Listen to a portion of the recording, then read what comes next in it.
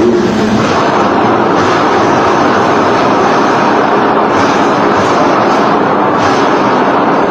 guys, welcome to my YouTube channel. It's me, Devia.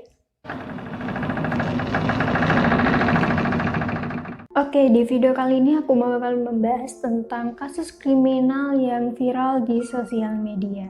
Kasus kriminal umumnya dilakukan oleh sosok dewasa. Tetapi bagaimana jika yang melakukan kasus kriminal atau pembunuhan ini adalah sosok anak kecil berusia 14 tahun, yang mana korbannya tidak hanya satu orang. Inilah dia kasus Kosta. Sebelum aku membahas tentang kronologinya, aku bakal terlebih dahulu membahas sedikit tentang latar belakang si Kosta ini. Kosta memiliki nama panjang Kosta Kecmanovic.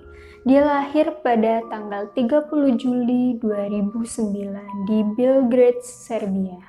Kosta dikenal sebagai sosok yang ceria, periang, dan juga baik hati. Tetapi sifatnya si Kosta ini 180 derajat berubah ketika dia beranjak belasan tahun. Dia menjadi sosok yang pendiam, penyendiri, dan juga tidak memiliki banyak teman. Bahkan dia juga sering dibully.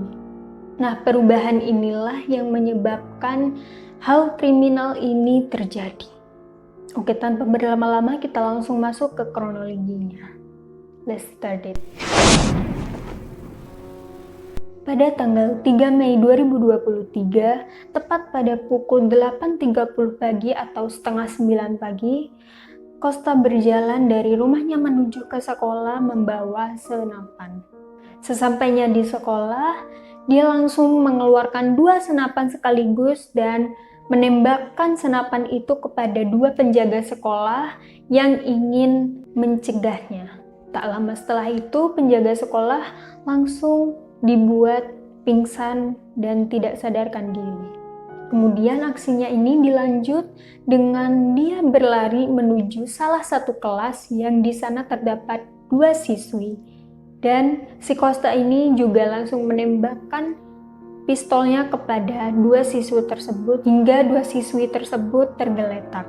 Setelah melihat 2 siswi tersebut tergeletak di lantai, Kosta melanjutkan aksinya dengan terus berlari menuju ke arah kelas sejarah. Dia melewati koridor dan menembakkan pistolnya ke sembarang arah. Nah, sesampainya di kelas sejarah, si Kosta ini langsung menembakkan dari pintu ke arah satu guru laki-laki. Yang kemudian dia juga menembak siswi-siswi dan siswa yang ada di dalamnya secara random.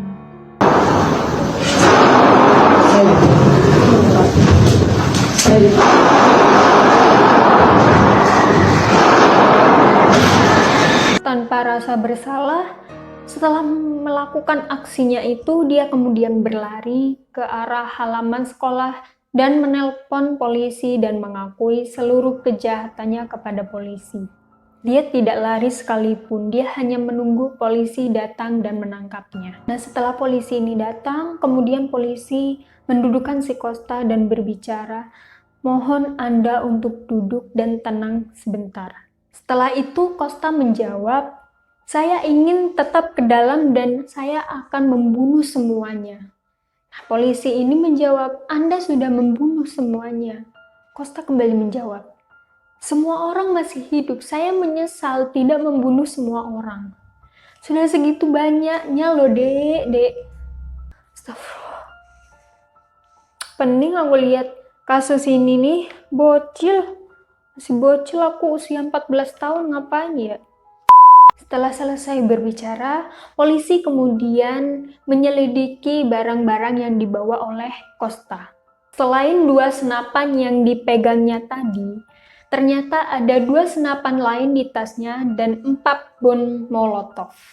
Selain itu, polisi mengatakan bahwa si Kosta ini telah merancang pembunuhannya setidaknya 1 bulan sebelum kejadian. Polisi juga menemukan bukti-bukti berupa tulisan coretan-coretan nama-nama yang akan dia bunuh. Dia juga menggambarkan peta sekolah, peta-peta kelas. Dia juga menulis kelas mana saja yang akan dia hampiri dan siapa saja yang akan dia bunuh. Dia rancang tuh semuanya di dalam satu kertas. Setelah itu polisi menyatakan bahwa ini adalah pembunuhan berencana. Akibat kasus ini, 9 orang murid berusia 11-14 tahun beserta satpam meninggal dunia, serta 6 siswa lainnya beserta guru tadi dilarikan ke rumah sakit.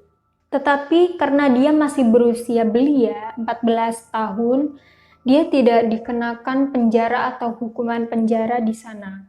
Karena beserta hukum di Serbia, anak 14 tahun tidak dapat dipenjara sehingga dia akan dilarikan ke rumah sakit jiwa saja.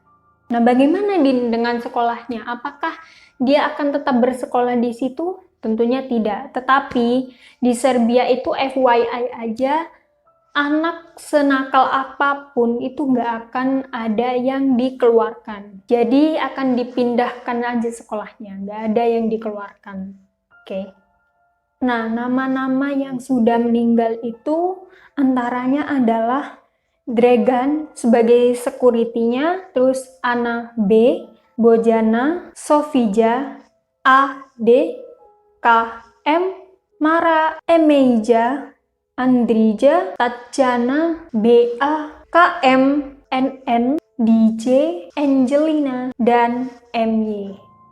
Itu adalah daftar orang-orang yang sudah meninggal. Sedangkan yang ada di kertas tulisannya itu, yang ada di listnya yang akan dia bunuh adalah Vasilije Vitas, Helena Komnenovic, Vladimir Pupevic, Kanziukovic, Mara Angelkovic, Strahinja, Jack Saveta, Vida Todorovic, Angeli, Andrija, Andijana, Vida Nedeljkovic, Lazar Stojanovic, dan Petra Trajovic. Itu adalah 16 nama-nama yang akan dia bunuh. Ada beberapa nama yang sudah terbunuh yang masuk ke dalam listnya. Di antaranya adalah Mara Angelkovic, Angelina, Andrija. Setahu aku 3 itu, selebihnya mungkin kalian bisa menambahkan di kolom komentar, oke? Saat penangkapannya pun, si Costa ini tidak memiliki raut wajah menyesal, rasa bersalah. Malah yang seperti aku bilang tadi di awal, yang percakapan antara dia sama polisi, si Costa ini malah pengen masuk lagi untuk membunuh. Karena memang yang di list-list itu tadi masih banyak yang belum terbunuh. Semacam si Costa ini nggak kapok gitu loh. Nah, pasti dari kalian ada yang penasaran, dari mana sih si Costa ini mendapatkan senjata api yang begitu banyaknya, bahkan ada bom molotov di dalamnya. Padahal di Serbia sendiri, negara yang paling jarang ada kejadian penembakan massal seperti ini, meskipun Serbia memiliki senjata api terbesar di Eropa. Jadi, senjata yang dimiliki oleh Costa ini berasal dari ayahnya, yang dimiliki secara legal ya, bukan ilegal. Nah, kabarnya si ayahnya ini sempat beberapa kali mengajak Costa untuk pergi ke shooting range. Nah, hal inilah yang menyebabkan orang tua Costa juga ikut ditangkap oleh polisi, sedangkan Costa hanya dilarikan ke rumah sakit jiwa saja. Nah, kemudian apa sih motif dari si Costa ini membunuh teman-temannya yang sebegitu banyaknya, bahkan dia berani untuk menembak orang-orang random yang gak bersalah? Nah, jadi ceritanya ini si Costa adalah korban bully seperti yang aku katakan tadi kan, dia sempat dibully. Nah, bulian itu berasal dari tahun 2021 sampai tahun 2023, berarti sudah 2 tahun dia menjadi korban bully. Mungkin karena kesal si Costa ini, jadi dia merancang desain-desain sekolah, bahkan dia menuliskan nama-nama siapa saja yang bakal dia tembak mati nantinya. Nama-nama yang sudah dia list itu adalah nama-nama yang memang sudah mengganggu dia 2 tahun kebelakangan. Tetapi hanya beberapa yang berhasil dia matikan dengan senapannya. Maka dari itu sebenarnya bully itu nggak keren sama sekali guys, karena kita nggak tahu pikiran orang yang kita bully itu kedepannya bagaimana. Bisa saja orang yang kita bully itu berpikiran sama seperti Kosta. Makanya stop bullying, jangan ada bullying. Ini sudah tahun 2023, tolong jangan bullying, karena memang seserem itu bullying. Apalagi ada korban bully yang sampai dia bunuh diri, dan itu fatal banget. Bully itu sangat-sangat fatal guys. Bahkan kalau kalian korban bully, kalian harus tegas, kalian harus buktikan bahwa kalian tidak pantas untuk menjadi hal bully. Kalian bisa laporkan ke ruang BK, ke guru. Kalau guru kalian istilahnya tidak merespon kalian, kalian bisa ceritakan ini ke orang tua, biar orang tua kalian itu ke sekolah untuk meminta bantuan gitu. Kalian harus memiliki pendirian bahwa kalian berarti, kalian pantas untuk dihargai. Kalian buktikan dengan prestasi, atau kalau enggak kalian konsultasi ke ruang BK, ke ruang kesiswaan, atau ke orang tua. Oke, sekian dulu video dari aku. Jangan lupa like video ini kalau kalian suka, komen juga ya di bawah untuk request dan sarannya. Jangan lupa subscribe channel ini, karena subscribe itu gratis. Nyalakan juga loncengnya, karena kalau aku upload video baru, kalian bisa dapat notifikasinya. See you next time guys, bye!